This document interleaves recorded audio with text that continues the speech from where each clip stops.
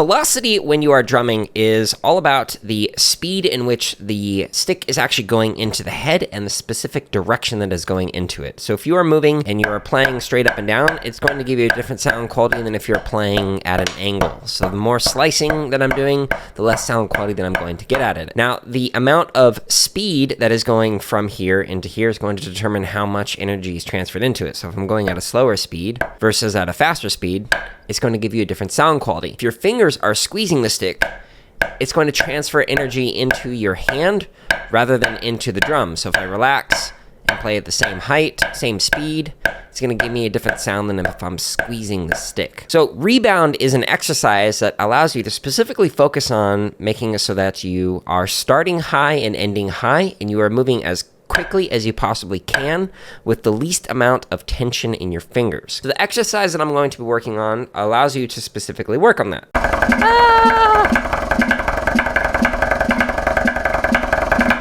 Whoo! Look at that, like all the veins are full of blood. See that? That right there, by the way, is the chop muscle. So when you move your hand like that, when people refer to chops, that's like the primary muscle that you use, unless you're using like rotary for traditional grip. It's all about that muscle.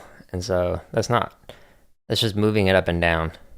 It's not like trying to flex or something like that. And you'll notice that with the stretch routine, I start from the top, the center of my body or the upper body, and work my way down the arm. And the reason for that is because if you start massaging right here, but you're still tight up here, like the tension is just going to carry its way down into your arms.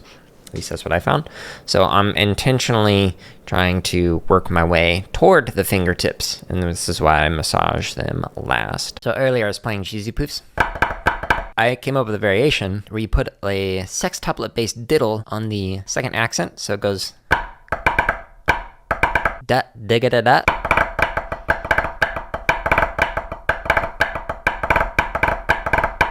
So I was asking a student one day, hey, what should we call this one? And they're like, I was like, cool, it's ums. So you can do it with like, fun thing to try if you want. So it's good to take little mental breaks like in your practice session. One way you can do it is called the Pomodoro technique, where you'll do like a set period of work time and then a set break, and you'll see you'll set timers for these. So it might be like, I'm going to work for 25 minutes, take a 5-minute break, or 50 minutes and take a 10-minute break, where you just kind of walk away from the drums. So when I would teach like drum lines and whatnot, or even like elementary band, like back in the day, one of the things that I would do is just take like a little minute or two to just kind of tell a funny story, or to just kind of like chat with the members of the ensemble. And then, all right, let's continue. And then we're able to go back at it again. Sometimes those little like 30-second, 2-minute breaks, whatever, however long it is, can be great for just kind of like pressing F5 and refreshing your brain a little bit and then going, cool, let's get back into drumming again or making music, however it was. Stay nice and relaxed. That's why I'm whispering.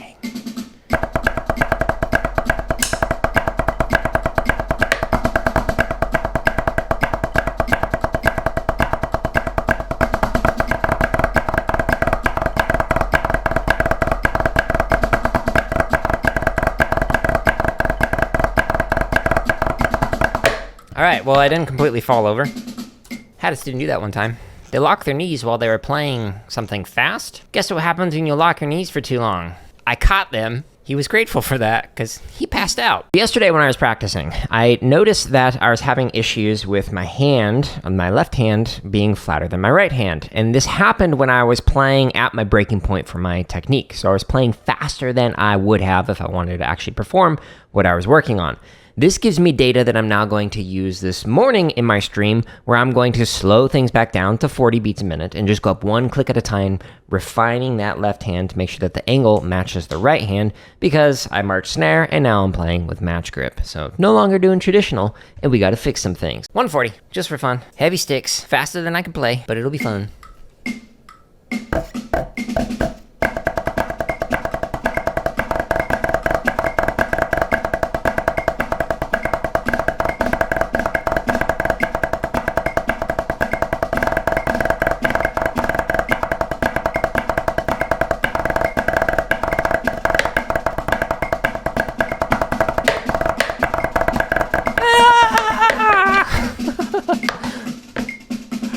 You won today, computer. next time. So you might be wondering, why on earth would I want to work on an inverted diddle? Well, the reason why is because it forces you to focus on the second note. So instead of going and thinking about this note, you're thinking about this note. But you're just changing it so that your alignment with the diddle is actually, the second note is on the downbeat. That's the whole point of it, is to focus on the rhythmic interpretation while you're actually working on just like a normal diddle. I'm gonna do Blue Devil's 99 shopping spree. This is the world's first reused. Ew. What's going on? God. I don't know why I get the ads in incognito. It's just... Ugh. See how we end with an upstroke on the right hand? And then we have two left hands followed by a right hand. So that right there is technically an upstroke. So we go from low to high, and then high to low. We just happen to have two lefts in between it. So when I'm playing this, I don't want to do that. I don't want to bring my hand back down. I want to practice it how I want to practice this when I'm doing it fast. So, okay.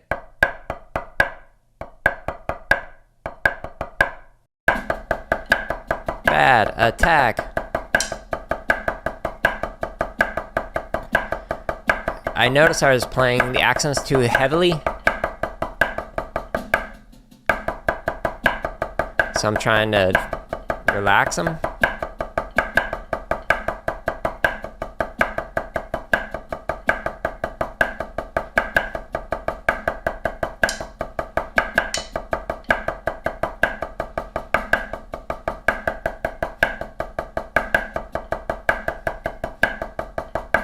Okay, that got significantly better. If you heard it from beginning to end and pay attention to it, it relaxed a lot. One of my favorite things to do is to play along to YouTube recordings. But what happens if the YouTube recording is too fast? Like there's a particular chop exercise that you like, but you can't play it as fast as the drumline is that you're listening to. You could slow down the timing on it, but that allows you to only go at like 25%, 50%, etc. But what if you wanted to be able to just go one click at a time while hearing perfect interpretation of the rhythms? The link at the top of the screen allows you to do that. So for example, if we want to go to the Blue Devil's 99 shopping spree, we click on this link, and then we just go into the timestamp, which goes as slow as 40 beats a minute, all the way up to 200 beats a minute for this particular shopping spree. You simply click on the timestamp, and then boom, it will immediately start tapping off, and you can practice along with perfect interpretation for whatever exercise, chop exercise, technique exercise, etc. you'd like to work on. So check out the link at the top of the screen if you want to find thousands of free play-alongs, or simply go to my YouTube channel and go to the home tab where I've got all the drumming content neatly organized into playlists to help you with your own practicing.